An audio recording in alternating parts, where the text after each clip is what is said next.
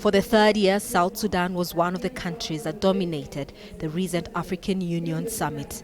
What started out as a political dispute between President Salva Kiir and the then Vice President Riek Machar has evolved into an ethnic conflict. Tens of thousands of people have since been killed, millions displaced. The two have failed to meet a deadline to form a transitional government, and despite a peace agreement in place, fighting is still continuing. Heads of state at the AU summit demanded the leaders form a transitional government as soon as possible. We got to form the government after Juba is demilitarized, and we will prepare ourselves now that our troops go to Juba. And these are the Joint Integrated Police and then the other security organs.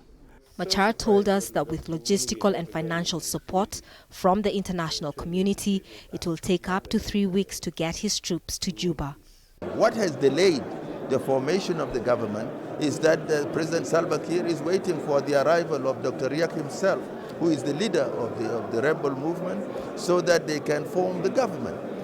Do you assure South Sudanese that you will go to Juba, there will be no more conditions, and you will, together with the government, form this transitional government they've been waiting for so long?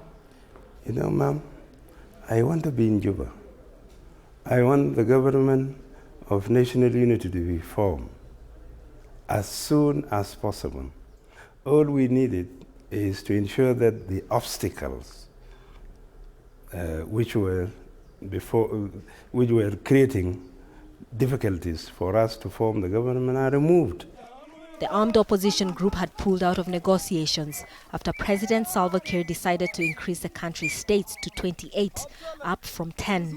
Mediators agree that the decision was not in the spirit of the peace agreement and must be withdrawn for now. This is a political decision, and it is a popular demand of the people. Himself, he has formed 21 states and even appointed ministers. Representatives from both sides are now willing to reach a compromise.